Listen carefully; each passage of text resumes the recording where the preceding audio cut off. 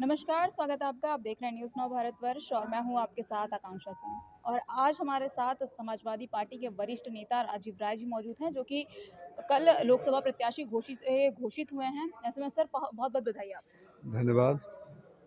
क्योंकि घोषित से अपॉर्चुनिटी आपको दी गई है। जनता ने भी भरोसा जताया है और पार्टी ने भी आप पे भरोसा जताया है। हवा किस तरफ है, प्राथमिकताएं क्या है राजीव राय की? प्राथमिकता ये है कि जो 12 सालों से मैं उनके बीच में रहकर सेवा करता रहा, जो मेरे हाथ में था मैंने व्यक्तिगत रूप से किया। किसी संवैधानिक पद पर नहीं था, इसलिए कुछ सीमाएं होती हैं।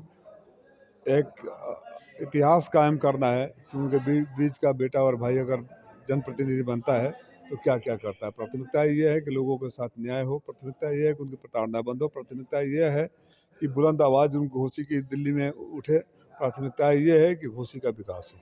अब तक आपको एक समाज सेवी के रूप में और एक समाजवादी पार्टी के कार्यकर्ता के रूप में देखा जाता था। कई सालों से आप घोसी की जनता के बीच लगातार रहते आ रहे हैं, उनकी समस्याओं का समाधान निकालते आ रहे हैं। लेकिन अब चूंकि आप एक सांसद प्रत्याशी हो चुके हैं और हो सकता है कि सांसद भी बन जाएं। अपोजिशन में आपके साथ ओम प्रकाश राजभर के बेटे अरविंद राजभर हैं, जो लगातार कई सारे दावे कर रहे हैं। कैसे देख रहे हैं आप उनको अपने कॉम्पिटिटिव के तौर पर? उनके उनके दावे कुछ महीने पहले घोसी उपचुनाव में हुए थे, वो भी आप लोगों ने भी सुना और घोसी की जनता ने भी दिया। उनके दावे ये है कि 22 का चुनाव बनारस से लड़े। उनकी पिटाई हो गई कलेक्ट्रेट में, उन्होंने बोला भाजपा के गुंडे मार रहे हैं। उन्हीं अब गुंडों के तथाकथित गुंडे में तो गुंडा किसी को राजनीति में नहीं बोलता हूँ कि सहारे यहाँ छड़ी को लेकर आए, अब घोसी में आ गए तो घोसी की जनता उनको लोकतांत्रिक रूप से बाहर भेज देगी। साथ ही हुआ करते थे कभी ओम प्रकाश राजभर आपके, अब अपोजिशन में हैं। अ, मंत्री भी बन गए हैं। दावे कर रहे हैं, कह रहे हैं कि मंत्री बन गया हूँ। अब आप पीला गमछा पहन करके जाइए, दरोगा के सामने खड़े हो जाएंगे। डीएम एसडीएम की औकात नहीं होगी कि मंत्री जी को फोन करके पूछ ले कि हम भेजें हैं कि नहीं।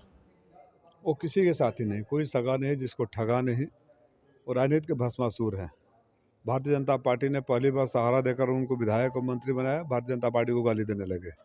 हमारे यहाँ आए, उनको मोदी शाह जोगी को भेज दिए, वापस नहीं भेजा तो अपने बाप का औलाद नहीं।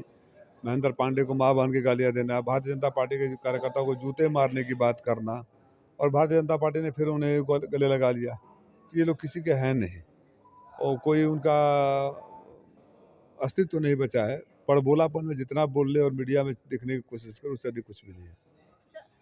सबसे बड़ी समस्या क्या है घोसी की जनता का? क्योंकि देखिए, मैंने आपको पहले ही बोला कि आप ज़मीनी स्तर से जुड़े हुए हैं घोसी में और भली-भाँति वहाँ के लोगों की समस्याओं से आप रूबरू भी होंगे। सबसे बड़ा मुद्दा क्या है? क्योंकि भारतीय जनता पार्टी लगातार दावे कर रही है कि हमने विकास कार्य करवा दिया।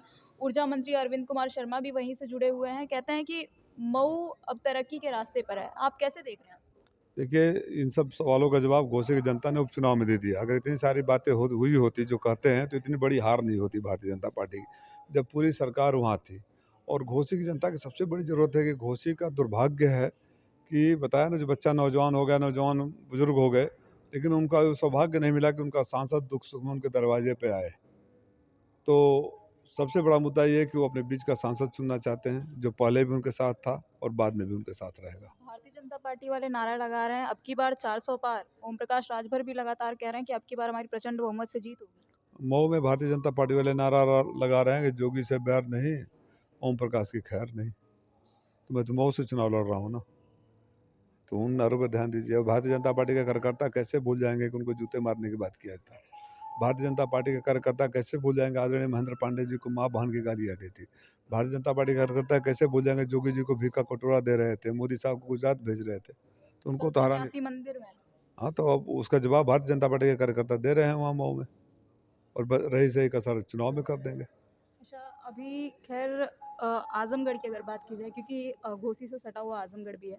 आज़मगढ़ के सांसद दिनेश लाल यादव निरहुआ लगातार अखिलेश यादव को चैलेंज कर रहे हैं कि अखिलेश यादव जहाँ से चुनाव लड़ेंगे, उन्हें वहीं से चुनाव लड़वाया जाए। वो उनको टक्कर देंगे और जीत कर दिखाएँगे। कैसे देख रहे हैं आप इन दोनों लोगों को, उनकी कंपेयर में अखिलेश जी को, या अखिलेश जी को उनकी कंपेयर में, कैसे देख रहे हैं आप? ये बड़बोलापन है, राजनीतिक इमेच्योरिटी है, बचपना है। जैसे बच्चों का हाथ में बड़ा खिलौना मिल जाता है तो उसको रॉकेट और क्या क्या बोलने लगता है, इसी तरह निरहुआ उनको सब संजोग से एक बार मिल गया, परिस्थितियों परिस्थितियों बस। तो ये लोग बेकाबू हैं, ब्रेक फेल लोग हैं।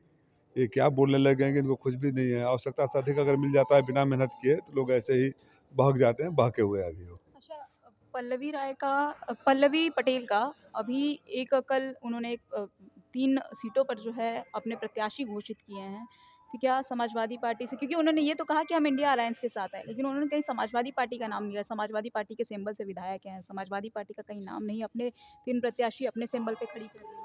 अब नाराज़ हैं इंडिया क्या समाजवादी पार्टी से? नहीं, नहीं, अब नाराज़ हैं खुद से तो वो बताएँगी, इंडिया अलायंस में कैसे, ये तो अजीब सी बात है ना। इंडिया अलायंस के पार्टियां जो हैं उन्होंने गठबंधन किया है, सीटें सार्वजनिक है। हुँ, अब मैं बोल दूं कि मैं इंडिया एनडीए अलायंस का हूं और 5 जगह खड़ा कर रहा हूं, तो इसका क्या मतलब हुआ? इसका कोई मतलब तो हुआ नहीं।